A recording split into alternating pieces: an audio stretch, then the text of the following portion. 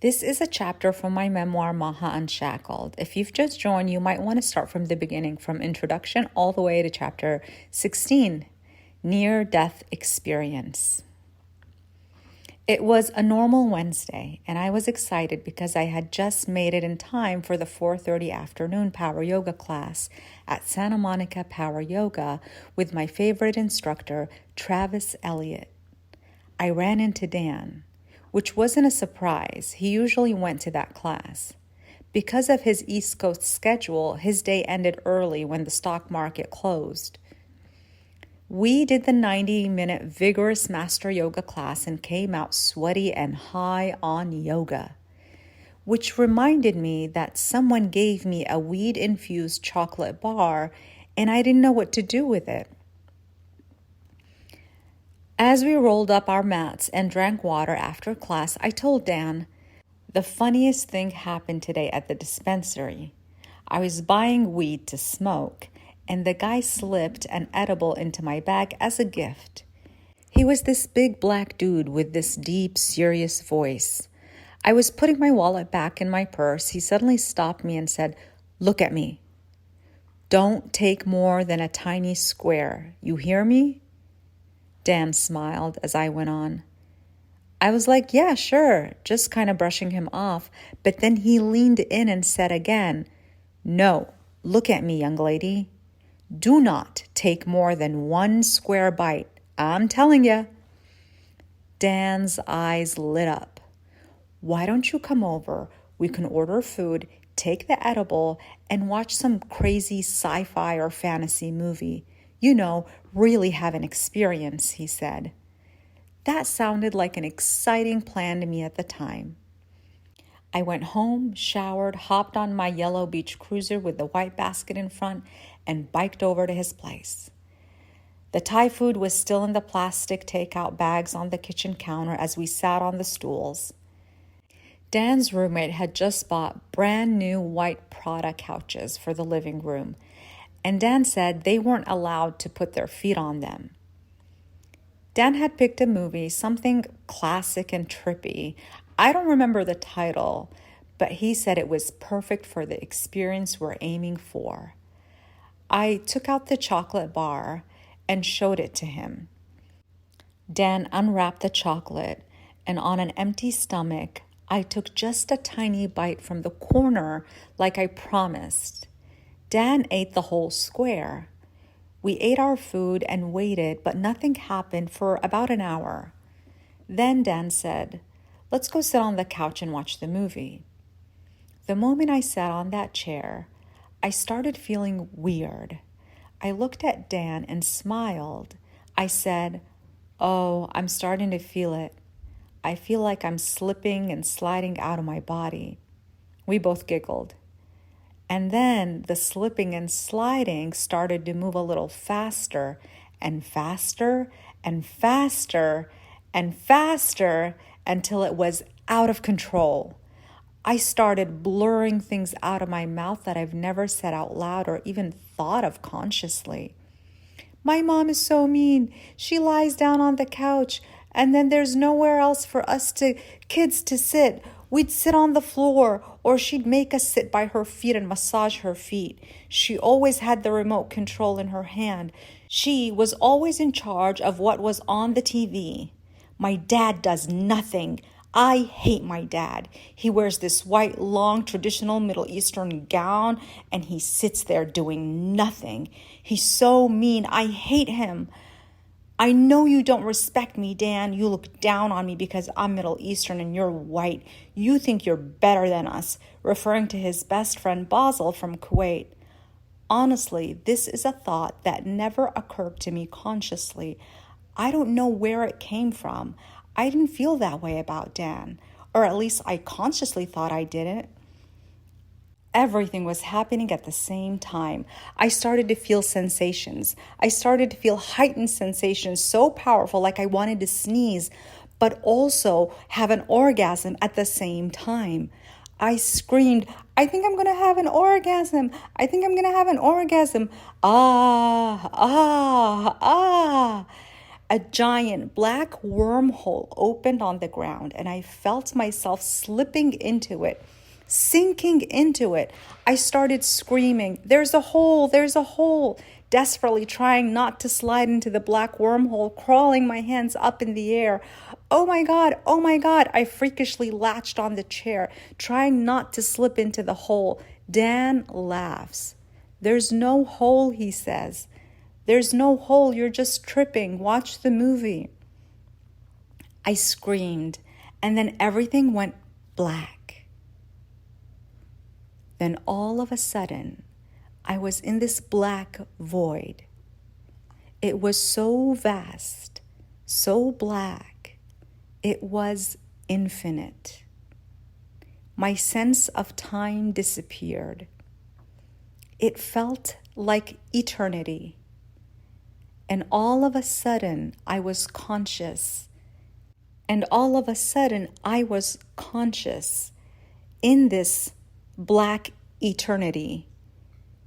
And the first conscious awareness was, oh, I've been here before. I've always been here. I know this place. It's so familiar. This is home. I was one with it, and it was one with me, like a wave merging back into the ocean. Am I dead? I just stayed in the blackness. I didn't hear a voice. I didn't see a light. It was just still, black nothingness. At the time, I didn't even have the vocabulary to describe it. Then all of a sudden, I see green, neon, yellowish boots, and I see the floor beneath me.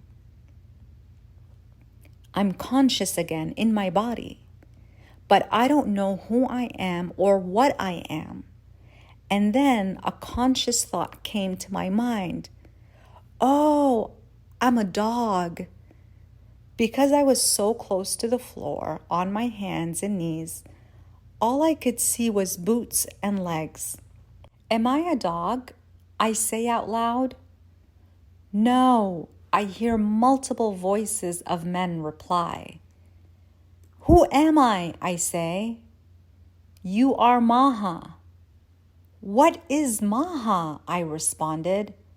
What does it mean? It's your name, they say. What is a name? I say. Then I threw up. I'm so sorry, I cry. It's okay, they all say. Am I going to die? What should I do? I say. They say, you just have to ride it out, or we can take you to the ER. I said, please don't take me to the ER. I don't have insurance. I don't have a job. I'm broke. I don't even know how I even remembered all of this, yet I don't remember my name or know what my name is. Dan puts a warm hand on my shoulder and says, It's okay, Maha, don't worry. I won't let them take you to the ER. I glance at him and I say, Who are you?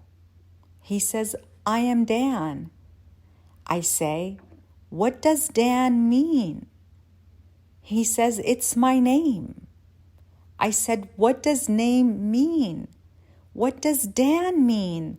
What does it all mean? And then I say, Oh my God, I think I'm going to poop. And then I black out again. In and out of consciousness, I came out and I hear the firefighters in neon boots say, We can help you carry her to the bed. Just keep monitoring her and keep her on her stomach in case she throws up so she doesn't choke. I glance again and look. Then I ask Dan again, Who are you? He says, I am Dan. Then I smile and I say, You are Dan and I am Maha. He says, yes, yes, so excited. He says, we are friends. I say, what is friends? What does friends mean? And then I start saying fragmented words. Santa Monica, Yoga, Travis, Jared, Kristen. My tone heightens with excitement when I say Kristen. She's such a good person, I say. Then I look at Dan again and I say, who are you? He says, I am Dan. We are friends. I smile. I said, yes, we did yoga together. He says, yes, yes, so excited. We are friends. And I smile. He says, yes, friends. And then we both say it at the same time. Friends. We did yoga together, I tell him, so excited to connect the dots. Yes, yes, he said, we did do yoga together. Travis, I say. Dan confirms, yes, we did yoga with Travis today. I started saying, inhale, upward facing dog. Exhale, downward facing dog. Then I black out again. After what felt like less than a second had passed, but had actually been hours since the firefighters left, I blink my eyes open and realize I am in Dan's bed, alone. I feel so confused. Why am I at Dan's bed? I call out Dan's name, and he opens the bedroom and stands there. Dan, why am I here? We were supposed to watch a movie, right? He was so nervous to even look at me, and he said, yeah, about that. Something happened. We had the edibles, and you had a bad trip. I let out the most intense gasp, and it all comes back to me. Oh my God, I scream.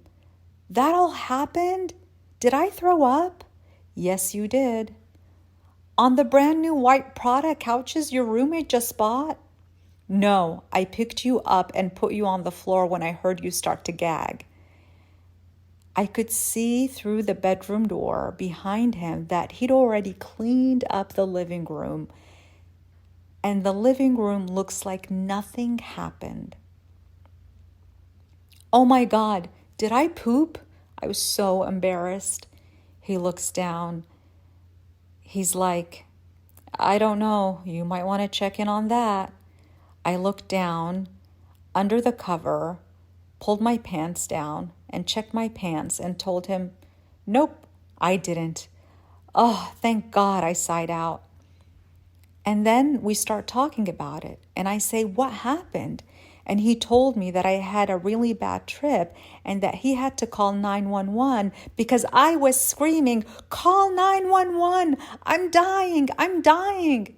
He was so paranoid that he ran in his flip-flops to hide the weed in the bushes outside of his apartment building as he heard the sirens approaching the apartment. Then came running back. He says, you were screaming so loud that the neighbors came knocking on the door and said, is someone having a baby? He didn't want people thinking that he was hurting me, so he opened the apartment door and told them they could come in and see me and see what was happening. I screamed in embarrassment. You let people see me on all fours screaming and vomiting like I'm a show to watch? He laughed. He said, I was scared also. I was high, remember? I had the edible too. But you didn't trip like me? Nothing like you. I was just a little weed high.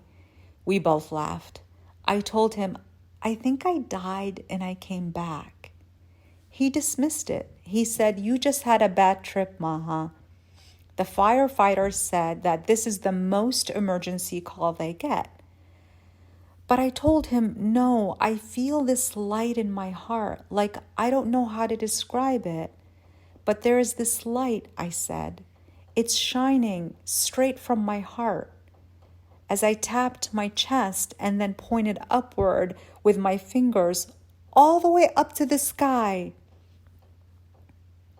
I still remember that feeling so clearly, like a holographic beam of light stretching from my chest all the way up to the sky, as if I were connected to something far beyond myself. I felt confused and afraid, yet there was a peacefulness inside of me and a smile on my face that wouldn't go away. I told him I feel a little scared and that I feel extremely tired and I can't even lift my arm. He kindly said, "You can sleep here in my bed and I'll sleep in the living room." I thanked him and told him that I was scared and asked him if he could sleep next to me and we could snuggle. He said, "I don't think that's a good idea, Maha." I said, "Dan, first of all, thank you for being such a gentleman, but I'm not hitting on you. I know we're friends. I just feel scared and I just want somebody to hold me." So he laid next to me and he held me and comforted me. We both fell asleep instantly. The moment I blinked my eyes the next morning and Dan felt my movement, he said, "My name is Dan and we are friends." We both laughed so hard, and I said, "I remember what happened. I still feel the light in my chest." I pounded my heart and pointed up to the sky. From my heart all the way up to the sky. I really think that I died and came back, Dan. I feel different. I got up slowly, and we both walked outside. I found my beach cruiser still locked against the parking meter in front of Dan's apartment building. But I was too weak to bike. So I walked my bike and we both slowly walked towards the beach, which was half a block from his apartment. And there we were at the Palisades Park by the bluffs, the sun shining and the ocean waves crashing. I looked at Dan and said, "Wow, I'm alive. I'm alive. It's a new day. Look at all this life around us." And he said, yes, you're alive," almost patronizing me. And then we parted ways. He went towards the beach and I walked back home. I didn't know that this was a near-death experience. Every time Dan and I hung out after that incident, he would always laugh and say to me, "Who is Maha? What does it mean?" Looking back, I realized that what had happened that night wasn't just a bad trip. It was something else, something that stayed with me. It may have been brought on by an edible, but what I experienced went far beyond the physical. It felt like a profound shift in consciousness. Yes, I hadn't eaten and had just done a long yoga class, and I had no idea how strong the THC in that chocolate really was. But even knowing that, this wasn't just a bad trip. It felt like a spiritual experience, a near-death moment. I can never forget that feeling at home. That experience cracked something open in me, and even now, I still feel that light. I still remember the blackness. I still hear that question, who am I? But now, I know the deeper meaning and answer to that question. That was the first mystical experience that I've ever had in my life, but not the last. This was an excerpt from my upcoming memoir. Stay tuned for more. P.S. My memoir is complete and has been sitting on my laptop for months now. So if you know a publisher or can slip it into Oprah or Reese Witherspoon's book club, I'll owe you free yoga classes for life. Please subscribe for free to receive the next chapter.